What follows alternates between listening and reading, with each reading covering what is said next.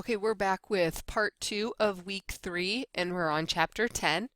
Common pitfalls of project descriptions include overpromising, saying that you will do more than you can realistically do, and also having an internal focus rather than an external focus by concentrating too much on your own organizational needs instead of on the community. You may also have a weak plan of action, a mismatched scope. For example, you describe a problem that affects a great number of people, but in your outcomes, you only state that a small number of people will be served. Another pitfall is having unsubstantiated claims, which is suggesting methods and attesting to them working without having any evidence to support it.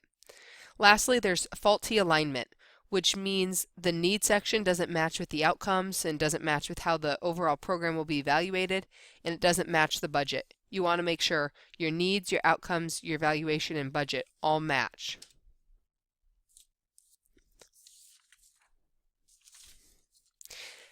The potential risks of not taking the time to craft a sound project description are substantial. Typically, you will not be funded if this is the case, but even if you are funded, it can lead to problems. For example, if your budget or timeline are unrealistic, your partners may become frustrated. There may be political fighting within the organization, and there may be a delay in activities, and therefore you don't meet the outcomes. Take time to write a well thought out project description. Next, we'll talk about Chapter 11. The next step is to design an evaluation plan. Evaluation is important so you can measure your success, and funders look closely at the evaluation plan to ensure that it's rigorous and meeting the key outcomes. The reasons for evaluation are numerous. It helps people stay on track and remember the main objectives of their work. It keeps people engaged, and it allows you to identify whether the project is working or not. Evaluation plans also provide opportunities for reflection and discussion, and also help to evaluate the effectiveness of each approach or method. It provides you with the information you need about the project's results so that you can share this information with current funders and future funders. There are numerous types of evaluations, and most projects will include more than one type of evaluation. First, you want to make sure that you do a benchmark assessment, which includes finding current statistics about your problem so that you have an idea of the current situation. Then you can follow up with benchmark evaluations to see how the situation has changed in comparison to your benchmark data. Next is formative evaluation. This is evaluation that is taking place while the project is happening. This is so that you can make changes as you go. Then there is summative evaluation at the end of a project to assess the effectiveness of the program after it has been completed. Impact or outcome evaluation is another type of summative evaluation, but it focuses on what has changed for the individuals or groups being served by the project.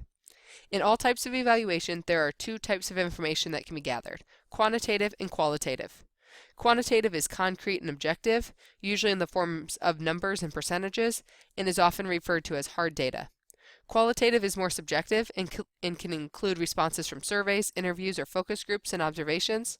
This is referred to as soft data. Both types of data are important, and you should include both in your evaluation plan. When developing an evaluation plan, there are 4 key steps that can help you if you follow them. First, decide what you want to evaluate. What is your main purpose? What are the questions you want to answer? Next, decide what information you will need to answer these questions and how you will collect it. This can be difficult at times to get access to the data you want. For example, health records are protected under HIPAA, as are educational records under FERPA. You will need to get permission from your participants in order to gather this information. You also want to include a timeline during Step 2. Step 3 is the analysis phase. How will you analyze and report the information? You want to think about how to report the results, who to share the reports with, and in what format. You should also have a timeline for analysis and reporting. Lastly, you want to determine who will be responsible for the different parts of the evaluation plan and what each person's role will be. Some projects hire an external evaluator, which is costly, and the evaluator may not understand your project or community as well as the people who are working at your organization, so you'll want to consider this. Regardless of whether you pay an outside evaluator, evaluation does take time and resources, so you want to think about how much the cost will be and how to include this in your budget. There is a very simple sample evaluation plan on page 131 to review. Most funders require an evaluation plan. I've written several grants and have always been asked to include an evaluation plan. However, sometimes foundations or organizations will not ask for an evaluation plan with the RFP, but will negotiate an evaluation plan after you are awarded the grant. Also, evaluation plans do not need to be complicated or expensive. If you work through the 4 steps identified earlier, you can create a simple, clear, inexpensive evaluation plan that adequately measures your program. If you're working on a prevention project, it is harder to show what didn't happen than what did happen, but you should still be able to identify an indicator and cite data that measures your progress. For example, if you're trying to prevent teen dropout, you can select the graduation rate as the indicator that more teens stayed in school. If you're working on an arts project, you can still evaluate the effectiveness of the program. For example, you can measure people's appreciation of the arts through interviews or surveys. If your grant is for operating costs, you can still measure the impact of your organization. You can show that you are able to serve more people, do more projects, or have an increase in marketing. Lastly, the rigor of evaluation plans have increased over the years, and funders require more rigor than before. Typically, the higher the dollar amount of the grant, the more rigorous evaluation plan that is required. The next chapter is on the budget. The budget should be developed in conjunction with the project description. This is very important. There should not be items in the budget that don't relate back to something in your project description. Also, you want to make sure that you are consulting the funding guidelines as you work through the budget. Make sure you do not include unallowable costs in your budget. For example, if direct stipends to participants are not allowed, do not include these in your budget. As you create the budget, you may realize that the cost of the project exceeds the amount available from the funder. You should reassess your project and perhaps change the scope. Do not promise to be able to meet certain outcomes if you do not think it is realistic within the budget confines. Understanding the ground rules within your organization is important as well. More well-established organizations may have a grants office who specializes in the financial aspects of a grant. If not, you will need to work with someone in your finance department to create budget worksheets and understand financial policies. You need to know what the policies are of your organization. Some organizations won't sign certain types of contracts, and some funders operate on reimbursement, where the organization pays the costs up front and then the organization requests reimbursement from the funder. Make sure you know these policies in advance. You also need to learn the ground rules of the funder. This information is usually included in the call for proposals, so make sure you read the instructions very carefully.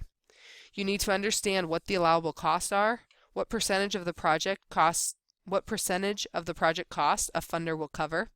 Some will cover 100% of the cost, whereas others will only provide up to a certain percentage of the project or overall budget.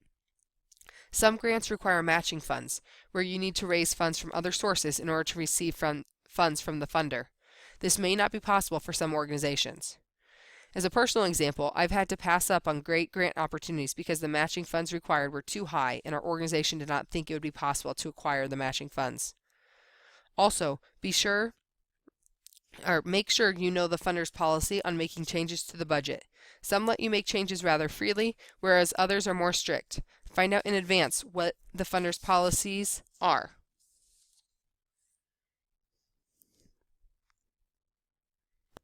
Some let you make changes rather freely, whereas others are more strict. Find out in advance what the funder's policies are on contingencies, having money set aside in case of unexpected costs. Some RFPs include a budget range where others will not. Try to find out what the estimated budget amounts will be. You can look at past grants that were made by the funder to get an idea. Next, find out who will be reviewing the budget. Depending on how it is reviewed and who is reviewing it, you may want to provide more detail on the budget. For example, some funders have external reviewers just look at the budget and not the rest of the proposal, so you will want to be more detailed in this case. Lastly, consider the timing of the grant. Do all funds need to be spent within a year? Make sure your project and organization can spend the money allocated in the time frame. Deciding on how much to request can be challenging. Funders often award less than you ask for, but don't pad your budget. Funders can see through that. It can be a good idea to request the average amount of past grants from the funder, especially on your first attempt with the funder. You can also let the funder know if there are certain budget items that could be left out that would still allow you to be able to complete the project. This allows them to possibly award a lower amount but still adequate enough for your project. Again, there are 4 steps you can use to develop a budget. First, you need to identify the total project cost. You'll want to think about each expense, record how the amount was calculated, justify the budget request in the narrative, and think about the approvals that will be needed for each expense. Then you need to start putting costs into categories. Direct costs are those costs that are associated specifically with the project, whereas indirect or overhead are costs that are related to the overall organization as a whole. The following are typically categories within direct cost: personnel, contracts, travel, facilities, equipment, supplies and materials, program-related expenses, and communication. For personnel, make sure to include increases for inflation or promotion if you're doing a multi-year budget. You may also include a percentage of other employees' salaries that will be working on the project. Make sure you read over the instructions in the RFP regarding the budget to be sure you are completing the budget correctly, as each organization is different. Next are the indirect costs. Most government agencies have a fixed rate for indirect cost.